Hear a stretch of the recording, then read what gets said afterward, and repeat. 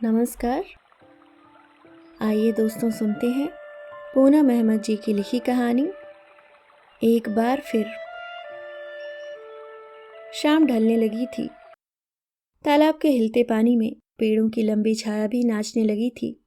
तालाब के किनारे बैठी विनीता अपनी सोच में गुम थी। वह 2 दिन पहले ही लखनऊ से वाराणसी अपनी माँ से मिलने आई थी, तो आज शाम होते ही अपनी इस प्रिय जगह की ओर पैर अपने आप बढ़ गए थे। अरे वीनू! इसी आवाज को विनीता पीछे मुड़कर देखे बिना पहचान सकती थी कि कौन है। वह एक झटके से उठ खड़ी हुई, पलटी तो सामने आशीष ही था। आशीष बोला, कैसी हो, कब आई?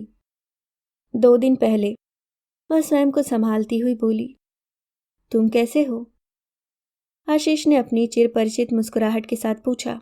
कैसा दिख रहा हूं? विनीता मुस्कुरा दी। अभी रहोगी ना? परसों जाना है, अब चलती हूं।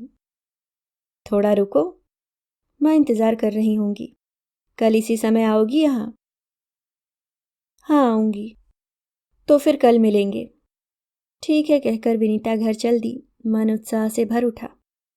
वही एहसास, वही चाहत, वही आकर्षण, यह सब सालों बाद महसूस किया था उसने। रात को सोने लेटी तो पहला प्यार जो आशीष के रूप में जीवन में आया था याद आ गया।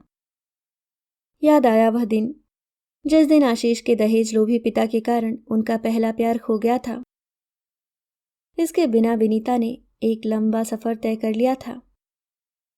कैसे जी लिया जाता है पहले प्यार के बिना भी, यह वही जान सकता है जिसने यह सब झेला हो। विनीता का मन अतीत में कुलाचे भरने लगा। आशीष के पिता ने एक धनी परिवार की एकमात्र संतान दिव्या से आशीष का विवाह कराकर अपनी जिद पूरी कर ली थी, और फिर अपने माता पिता की इच्छा के आगे विनीता ने भी एक आज्ञाकारी बेटी की तरह सिर झुका दिया था। विवाह की रात विनीता ने जितने आंसू थे आशीष की याद में बहा दिए थे, फिर वह पूरी ईमानदारी के साथ पति नवीन के जीवन में शामिल हो गई थी, और आज विवाह के 8 सालों के बाद भी पूरी तरह नवीन और बेटी अनिका के साथ गृहस्थी के लिए समर्पित थी। इतने सालों में मायके आने पर 1-2 बार ही आशीष से सामना हुआ था, और बात बस औपचारिक हालचाल पर ही खत्म हो गई थी। कई दिनों से विनीता बहुत उदास थी। घर, पति, बेटी, रिश्ते नाते, इन सब में उलझी खुद समय के किस फंदे में उलझी जान ही न सकी। अब जान सकी है कि दिल दिमाग के स्तर में समानता न हो तो प्यार की बेल जल्दी सूख जाती है। उसे लगता है दिन ब दिन तरक्की की सीढ़ियां चढ़ता नवीन घर में भी अपने को अधिकारी समझने लगा है, और पत्नी को अधीनस्थ कर्मचारी। उसकी हर बात आदेशात्मक लहजा लिए होती है, फिर चाहे वे अंतरंग पल ही क्यों न हो। आज तक उसके और नवीन के बीच भावनात्मक तालमेल नहीं बैठा था। नवीन के साथ तो तसल्ली से बैठकर 2 बातें करने के लिए भी तरस जाती है वह। उसे लगता है जैसे उनका ढीला पड़ गया प्रेम सूत्र बस औपचारिकताओं पर ही टिका रह गया है। नवीन मन की कोमल भावनाओं को व्यक्त करना नहीं जानता। पत्नी की तारीफ करना शायद उसके अहम को चोट पहुंचाता है। विनीता को अब नवीन की हृदयहीनता की आदत सी हो गई थी।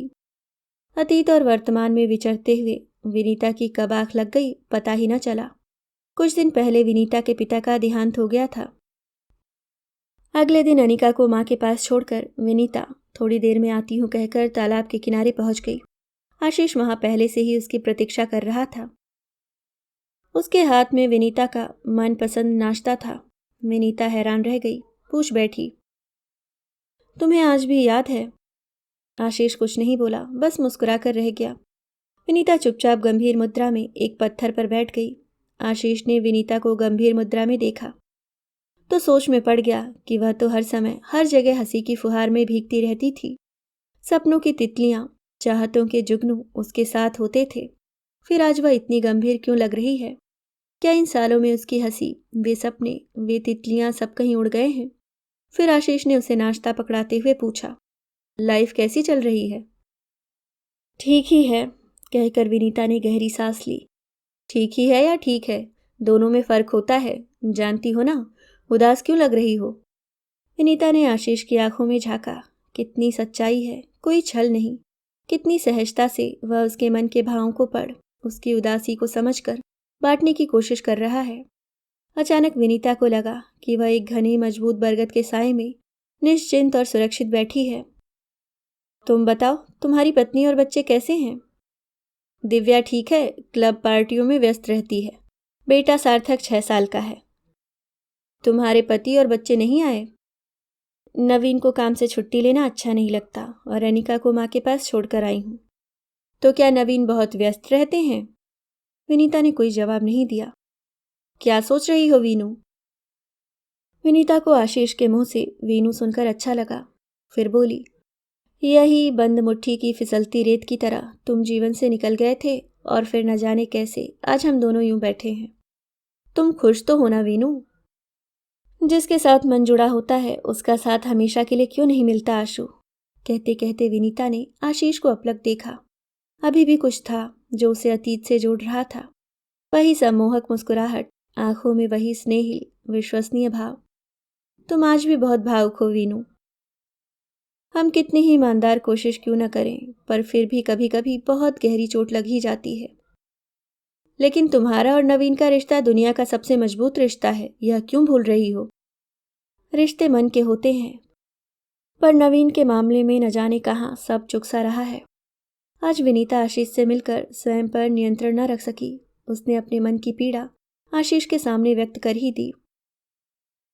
आशु, नवीन बहुत प्रैक्टिकल इंसान है। हमारे घर में सुख सुविधाओं का कोई अभाव नहीं है, लेकिन नवीन भावनाओं के प्रदर्शन में एकदम अनुदार है।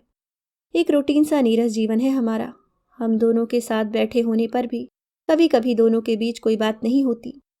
वैसे जीवन में साथ रहना, सोना, खाना पीना, पारिवारिक कार्यक्रमों में जाना सब कुछ है, पर हमारे रिश्ते की गर्मी न जाने कहाँ खो गई है। मैं नवीन को अपने मन से बहुत दूर महसूस करती हूँ। अब तो लगता है नवीन और मैं नदी के दो किनारे हैं जो अपने बीच के फासले को समेट नहीं पाएंगे। आज पता नहीं क्यों तुमसे कुछ छिपा नहीं पाई, पर हमें फिर भी उस फासले को पाट कर उनके पास जाने की कोशिश करनी होगी वीनू। मुझे अब तकलीफ नहीं होती क्योंकि दिव्या के अहम के आगे मैंने हथियार डाल दिए हैं। उसे अपने पिता के पैसों का बहुत घमंड है और उसकी नज़रों में मेरी कोई हैसियत नहीं है। लेकिन इसमें मैं कुछ नहीं कर सकता। इन स्थितियों को बदला नहीं जा सकता। हमारा विवाह जिससे हुआ है, इस सच को हम नकार नहीं सकते। नवीन और दिव्या जैसे हैं, हमें उन्हें वैसे ही स्वीकार करना होगा। उन्हें बदलने की कोशिश करना मूर्खता है।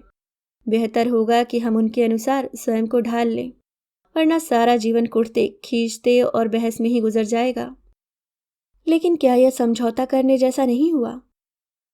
समझौते में खुशी व प्यार कहाँ होता है? आशीष से विनीता की उदासी देखी नहीं जा रही थी, अतः उसे समझाते हुए बोला, समझौता हम कहाँ नहीं करते वीनू। ऑफिस से लेकर अपने मित्रों, पड़ोसियों, रिश्तेदारों के साथ हर जगह हर मोड़ पर हम एडजस्ट करने के लिए तैयार रहते हैं, और वह भी खुशी खुशी। तो फिर इस रिश्ते में समझौता करने में कैसी तकलीफ, जिसे जीवन भर जीना है? आशीष की बात सुनते सुनते विनीता इसी सोच में डूब गई कि सुना था पहला प्यार ऐसी महक लिए आता है जो संजीवनी और विष दोनों का काम करता है। मगर उन्हें अमृत नहीं विष मिला, जिसके घूंट वे आज तक पी रहे हैं। निर्मल प्रेम का सागर दोनों के दिलों में हिलोरे ले रहा था।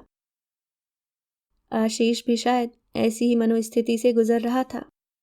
विनीता ने आशीष को अपनी तरफ देखते पाया तो मुस्कुराने का भरसक प्रयत्न करती हुई बोली, क्या हुआ, एकदम चुप्पी क्यों साध ली? क्या तुम भी एडजस्ट करते करते मानसिक रूप से थक चुके हो? नहीं नहीं, मैं आज भी यही सोचता हूँ कि विवाह जीवन का बेहद खूबसूरत मोड़ है, जहाँ संयम और धैर्य बनाए रखने की जरूरत होती है। केवल समझौतावादी स्वभाव से ही इस मोड़ के सुंदर दृश्यों का आनंद लिया जा सकता है। मेरी बात पर यकीन करके देखो वीनू, जीना कुछ आसान हो जाएगा। तुम स्वयं को संभालो। हम दोनों कहीं भी रहें, मन से हमेशा साथ रहेंगे। भला मन से जुड़े रिश्ते को कौन तोड़ सकता है? हमें तो एक दूसरे को विश्वास का वह आधार देना है जिससे हमारे वैवाहिक जीवन की नींव खोखली ना हो। हम अगली बार मिलें तो तुम्हारे चेहरे पर वही हंसी हो जिसे इस बार तुम लखनऊ में छोड़ आई हो। कहते कहते आशीष के होठों पर हंसी फैल गई तो विनीता भी मुस्कुरा दी। अब चलें, तुम्हारी बेटी इंतजार कर रही होगी। अगली बार आओ तो बिना मिले मत जाना। आशीष हंसा। दोनों अपने अपने घर लौट गए। आशीष के निश्चल निर्मल प्रेम के प्रति विनीता का मन श्रद्धा से भर उठा। घर लौटते विनीता ने फैसला कर लिया कि वह नए सिरे से नवीन को अपनाएगी। वह जैसा है वैसा ही। प्रेम करने, समर्पण करने से कोई छोटा नहीं हो जाता। वह एक बार फिर से अपने बिखरे सपनों को इकट्ठा करने की कोशिश करेगी। मन में नवीन के प्रति जो रोष था वह अब खत्म हो गया था। अभी आप सुन रहे थे पूनम अहमद जी की लिखी कहानी एक बार फिर।